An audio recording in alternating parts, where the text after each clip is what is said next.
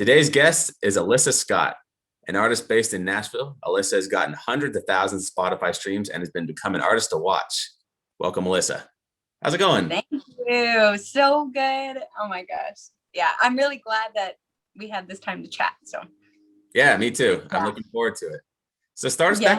start us at the beginning. Where were you born and raised? And then how did music first enter your life? Yeah. So I was born and raised in Fargo, North Dakota. And then I also grew up though in northern Minnesota. My parents were divorced at a young age. So I kind of grew up in both places.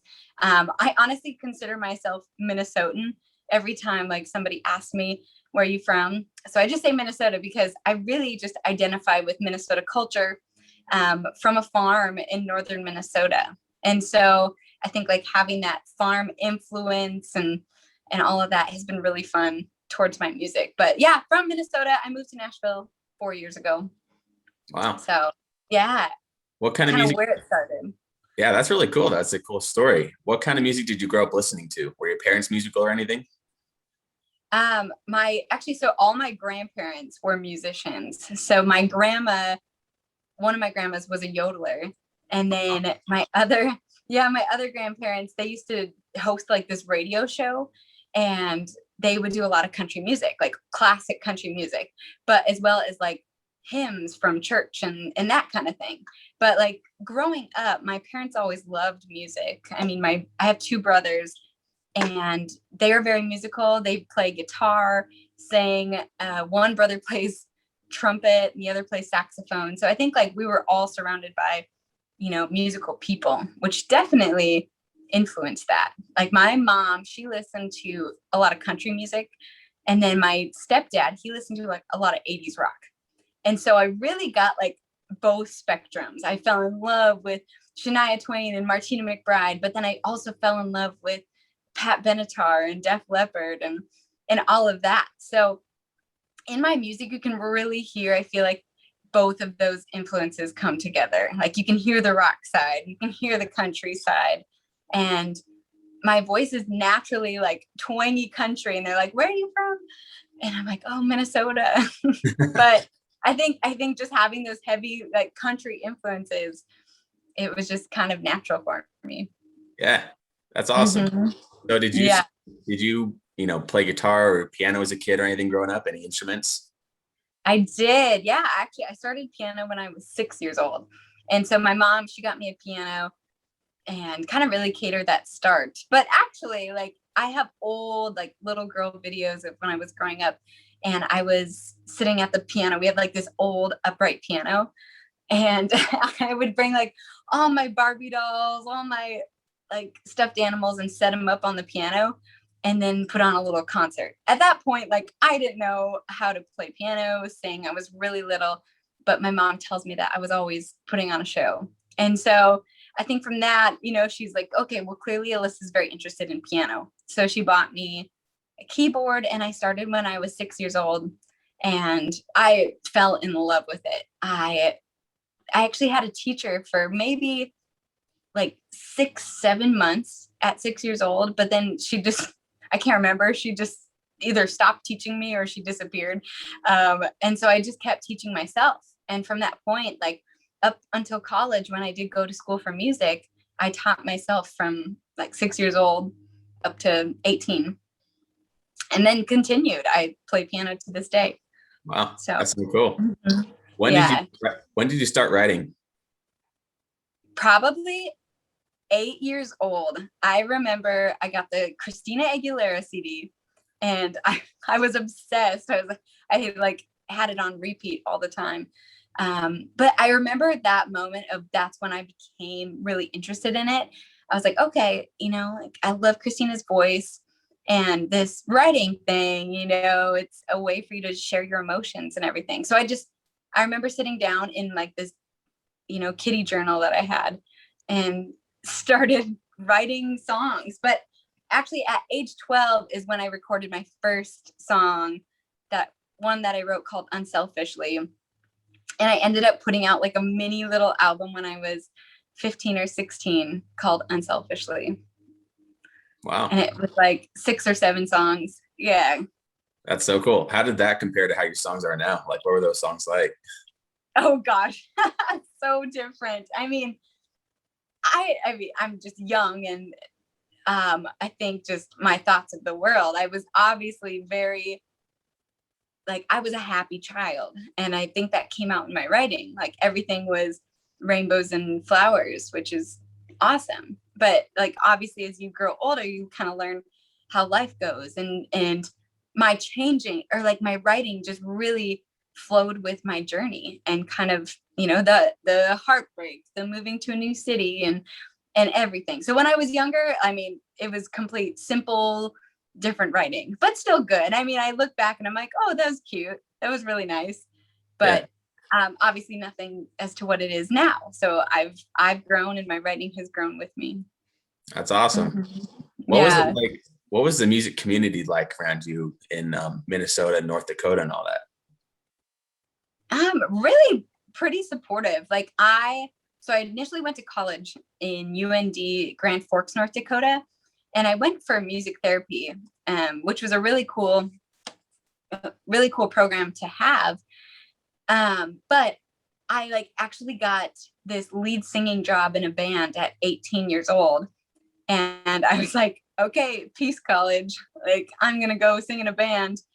And honestly, like, in Minnesota, Wisconsin, Iowa, kind of like that northern region, everybody was really supportive. You could go to any venues for a weekend play, and the bar would pay you, And I think that's really cool, because Nashville's just a different scene. I mean, people don't pay you to play here. Yeah. Where like up there, they really enjoy live music and want to pay you, and make sure you're comfortable playing live music. So it was really cool to kind of get that perspective of like, oh, people really do appreciate live music around here. And like, my family was always super supportive of me following my dreams and me singing. So, I mean, I was really blessed growing up and feeling comfortable doing that.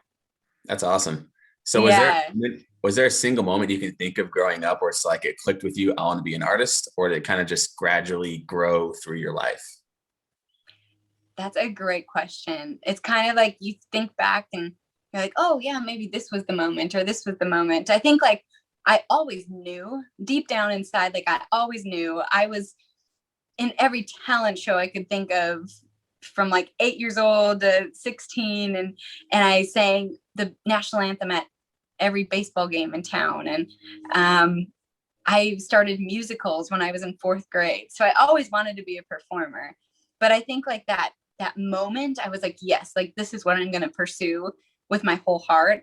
Is when I was 16, my dad actually took me to Nashville, and I got the wonderful opportunity to play the Bluebird Cafe, which was really weird in itself. Like, I wasn't supposed to play there that night, but we were there. But they were like, oh, usually your first time in town, you're not going to get to play. So I was like, okay, well, whatever, we tried. But then they called my name during the show, and I was like, oh my gosh, I get to go play the Bluebird Cafe. Like, that was a dream come true. And when I was on stage, that was the moment I was like, yes, I am moving to Nashville, Tennessee. I am definitely going to perform and write. And yeah, now I'm in Nashville. So it's pretty cool to kind of watch that dream come It's true. awesome. So was that always in the plans, even though you went to school originally in North Dakota and all that? Definitely. Like college, I chose a college that was close to home. I was like, I'm just going to go here and get my music degree, but quickly realized that it just wasn't for me. And then I started getting caught up in bands and traveling out of Minnesota. So I was in many different like cover bands, from country cover bands. I was in an 80s rock cover band. I was also in like a top 40s cover band. So I started traveling and actually working full time as a musician early on, where right away I was really satisfied. I was like, okay, I'm traveling around the country. I'm doing casino routes, and this is really feeding my soul right now. But as I progress, and I was like, oh, I've been there, done that. I think it kind of gets to that, what's next? What I want more. And I was like, well, Alyssa, like, you need to move to Nashville. So it was always in the plans. I was like, I'm going to move to Nashville, but it was a matter of when, and it had to happen at maybe the right time. Yeah. And I feel like it did. Yeah. Yeah, that's awesome. So you moved to Nashville. What was, and it sounds like you went to Belmont. Is that correct? Oh, I wish I could say yes, but no, I didn't go to Belmont. I love Belmont. And honestly, like thinking back, I wish I would have gone to Belmont right away. But I actually finished my music degree in St. Paul, Minnesota at a school called McNally Smith College of Music. And so it was a private music school, which was wonderful. I mean, the curriculum was very modern and it was taught by like people that were performers in the city. So I feel like you really got the hands-on experience. Yeah. What So, was your, but I moved, yeah. yeah, sorry. What are your thoughts about musicians thinking of, is school worth it for them to be a musician? What's been your experience with it? Would you say it was a good thing to go to school for it, or would you say it's not necessary? What are your thoughts? Yeah. It's funny you mention this because I was literally just having this conversation with somebody the other day, and it's so tough. Like, of course I'm happy. I'm here. I have my degree. At least I can say I have my degree. But if I'm being honest, like I've never had to show like anything for my degree. Like the jobs I've gotten, I've been a teacher. I'm a songwriting teacher. I'm a vocal coach. I've taught piano, and I have never had to show like that I have a degree. Of course, I'm like, yes, I do have a degree in music, so I'm qualified to teach your kid. However, like I don't know. I feel like even just moving to Nashville and getting the hands-on experience, that would have been enough for me. Yeah. As a performer. I think it's different if you're going to go and pursue, maybe you want to be a music teacher exclusively, and it's probably good to have that education. And so you can really dive in and teach people the way that people teach in college or pro training. But as far as performing, I mean, there's nothing like hands-on experience. Get on that stage, perform, learn your audience. And I would say if your goal is to perform, I don't think you need to go to school. It's just so expensive, you know? It's so expensive. And being a performer is really hard because you have to pay for a lot of things. As you probably know, like your recordings and your tours and like all of this stuff, which is amazing. But to have to pay for like school and this, I don't know. I personally am like, don't go to school for music, but it's different for everybody.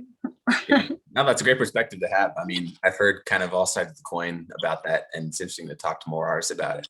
I know some artists Yeah, say the reason why music school has been good for them is because not necessarily what they learned or the degree, but the connections they made in the school. But it's interesting to hear like all exactly. perspectives. Exactly. Oh my gosh. Yeah. I mean, connections is everything. And I actually got this like worship gig out of college because of one of my instructors in college. And from there, then I got this musical contract in Western North Dakota that I had for 2 years. And that was a great, like, full-time contract. So I got that from my music teacher. And so, like, there was so many contacts that were made. And if I were to go back and not have those experiences, I mean, I definitely don't feel like I would be where I am now. So you're so right. Like the connections is everything. Oh, that's interesting. That's awesome to hear. So when you first moved to Nashville, what was it like? Was it hard to kind of adjust to be, going from Minnesota, where there's not nearly as much, I don't want to say competition, but as many artists out there, to a big place like Nashville? Or what was kind of your thoughts about it when you moved in? Oh gosh. I think right away I had a big head. I was like, oh, here I am in Nashville, Tennessee. I'm going to make it as a recording artist and get signed, had all these high hopes and big dreams. But you quickly get kind of smacked in the face of like, you are not the only talent in this town. And rightfully so. There are incredible musicians here, like people that I have now played with. And I'm like, how did I get so lucky to play with these people? It really hits you. So at first I was like, yes, here I am. We're going to do it, confident. But then the more I started playing out, you really kind of see where you are in the game too. And you're like, okay, well, here's where I am and I need to get to here. And so you really kind of learn to really step up your game, like practice and also get out, be a cool person and meet people. And because people really enjoyed nice people in this town. And I think honestly, like being a cool person is 80% of it. And then obviously be super talented is the next part of it. But it's a different game. So I've definitely stepped up my chops and have practiced a lot. My songwriting has gotten better. Minnesota, there's so many talented people as well up there. It's just not as saturated. So I was definitely like a big fish in a small pond. And here I'm a small fish in a large pond. But at the same time, meet many people like that are. So I think like in that sense, you start to gain these relationships and everybody starts to grow together to kind of create this, I don't want to say alliance, but at the same time, you learn who your group is and you learn who you can trust and you create good music. And with that, then it's like, oh my gosh, now I feel like a big fish in this pond just because I have a great group of people that are also talented and fun. That's awesome. Yeah. It sounds like everything I've heard about Nashville is like the community is just so important, like the actual human side of the community, not just the musicians playing with musicians. It's actually like the people you're around are just the most amazing thing about Nashville. Definitely. Yeah. Because literally people have moved here from all around the world. Like I rarely meet somebody that's actually from Nashville, Tennessee. And so when you do, everybody's like, oh, wow, I'm from Nashville. Like, so it's pretty cool. I mean, you have to be a talented, nice, cool person to hang with people from all over because we're bringing a bunch of cultures into one place. And I think embracing that is really cool. Yeah, that's awesome. So you wrote your first song or your first batch of songs when you're like 15, 16. When was the next time you decided to actually record like a real recording? Was it before Nashville or was it when you got there? How'd that work out?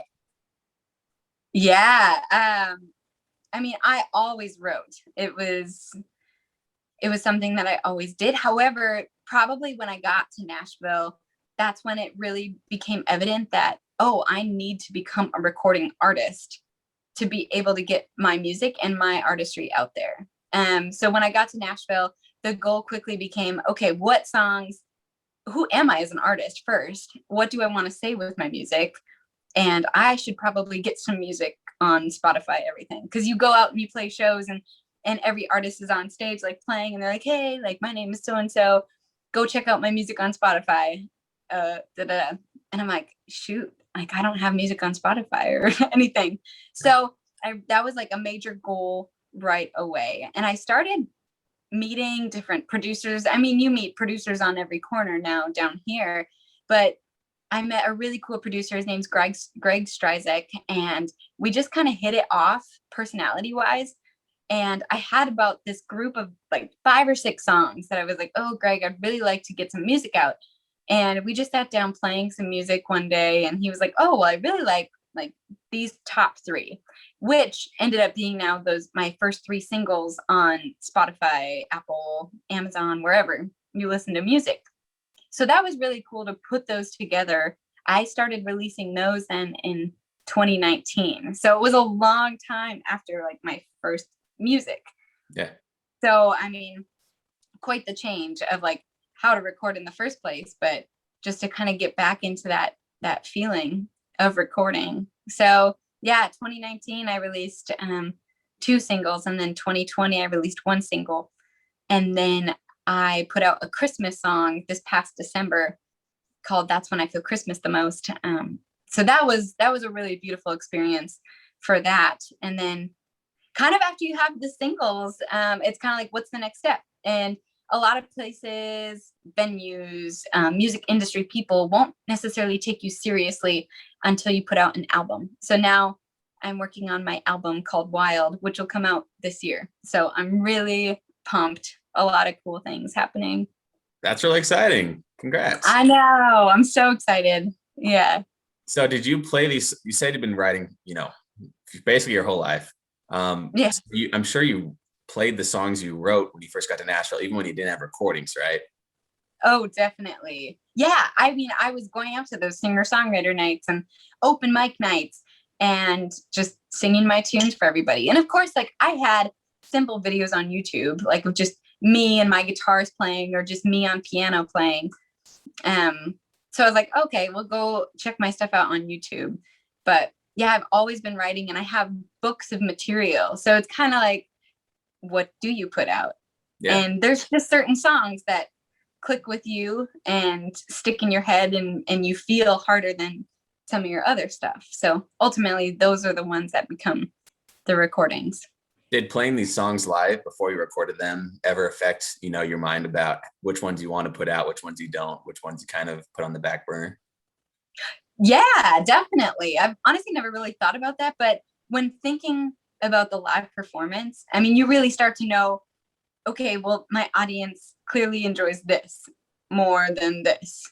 And I for sure have like a few different styles in my music. Like I'll sing some like down home roots, more country music, but then I also have more like dreamy energy, like spiritual vibe music. I don't know how to describe it, but you just really start to see what your audience kind of gravitates more towards. And that definitely is like, okay, well, I'm going to put out, I maybe thought I was going to put out this country roots song, but it's not grabbing people maybe as hard as I wanted. So I'm going to put out this type of song. Yeah. So Interesting. So yeah. you have a lot of streams on Spotify. What would you say has contributed most to getting your music out there and getting those streams? Has it been playing live? Has it been social media? What has it been, just, you know, for the artists who are listening, maybe? Yeah. Honestly, getting out, meeting people, playing live shows if you can. I was doing the whole Broadway thing in Nashville for the first 2 years. So like playing all the honky tonks on Broadway in Nashville. And it gets redundant. I mean, as an artist, as a writer, your soul kind of starts to like get worn down a little bit after doing all the Broadway things. But at the same time, I met so many amazing people doing Broadway in Nashville, Tennessee. And it's because, I mean, the tourist spot, that's where the tourists go. And so I literally would meet all these people and then obviously be like, hey, if you're enjoying this, go listen to me on Spotify or wherever you listen to music. And so I got a lot of streams there, but also just trying to do my social media and market appropriately. And I'm really proud to say that I grew all of that organically. So honestly, to this day, I look at it and I'm like, oh, wow, like that's pretty cool and very grateful. But I just have some really incredible fans honestly, I just love talking to people. And I think if you can talk to your audience and really cater to what they're looking for, then that's how you're going to grow your audience. Yeah, that's awesome. I love that. It's great insight. I don't know. Yeah, it's kind of like a little bit from everywhere. Play live, meet people. Yeah. No, it all adds up. And that's the thing. It's like it can't just be one single thing. It can't just be social media. It can't just, I mean, maybe it can if you're lucky, but oftentimes it's a combination of everything, you know. Exactly. And honestly, now, like in this world of TikTok, I have to embarrassingly say that I like just joined TikTok maybe like 3 weeks ago because I'm like, okay, this is what it is now. Like this is part of the music industry. And I think part of that is just embracing these changes. And I'm like, oh, well, I don't know if I really want to invest all of this time to TikTok, but at the same time, that is now where a lot of music industry professionals are looking. And that's where people are really like getting an audience now. And so it's like, okay, well, as an artist, how do I change with the times? And how do I try to pull in this new audience that's really young and into TikTok? So I got to get onto TikTok. So I just joined TikTok. So we're figuring out that game now. Yeah, that's a great step. I mean, I was kind of hesitant about, you know, or kind of worrying about how it's been for artists like on TikTok, like what the market is for them there. But I've heard stories of people who just have, you know, sometimes they'll go several videos, just almost no views, and then they'll post a video and it hits 75,000 views overnight. And it's just crazy just what can happen for them. The potential is out there. Totally. I actually know like one girl in specific, like she maybe had 2,000 some followers on Instagram, but then she started TikTok and once, like her first single she put out, she had did like a video of her singing along to her song in the car, and then had posted like the words with her singing, and her song totally went viral, and now she's got crazy followers, you know? Yeah. Just amazing what it can do. But yeah, that's great that you're going on there and like trying it out. I'm sure it's a process, but I think it'll be good. Process, but hey, we change with the times. So Yeah, for sure. So tell me about this new album you're working on that's coming out later this year. Kind of where are the songs coming from? Are they old songs, the new songs? What can you tell us about it? well, they are relatively new. The album is called Wild, and it is exactly how it sounds. It's going to be like wild and raw and kind of natural and free. The first title track is going to be released as a single in May. Actually, I just released the date, May 7th. Nice. So exciting. Yeah. So that is going to be the single Wild coming out, and we're doing a music video and everything, but it's about, honestly, so me, I was engaged at a really early age. And I think just being a part of that kind of society, you know, you get out of high school, think that you should maybe settle down, have kids and buy a house or whatever. But, and it's like, yeah, that's really great. But for me as an artist, that was too much of like, this is not me. I felt really uncomfortable. And I'm like, no, I need to move to Nashville. I need to like go live my dreams. And so I ended up like breaking off the engagement and running away to Nashville, honestly. And that's what Wild is about. It's like, it's a good thing. It's like having your adventure, and it is not like a bad thing at all of wanting certain things for yourself. And so Wild is this album that really speaks about like going for your dreams and running wild and free and being who you naturally want to be, because that ultimately is going to feed your soul, and that is where you need to go. Yeah, I like Yeah. that. Naturally who you want to be. That's interesting because Yeah. I'm sure for some people it is the family life. I'm sure it is, you know, you settle down. That's great. Like that's who they are. That's what they want. Perfect. But I'm sure for other people, you know, they kind of feel pressured by society to be a certain way, one way or the other, whatever it is. You know, maybe like your situation where you want to move to Nashville. But I feel like it is important for people to be just whoever they want to be naturally. I love that. Totally. Oh my gosh, my phone is Of course. about to die. Exactly though. And so that's my main purpose as an artist, because I really had to ask myself, like, why am I doing this? Because I want intentions to be true and there. And my whole outreach is like hopefully encouraging everybody to follow their dreams, because I like hear too many times about like people not doing the things that they really want to do in their heart.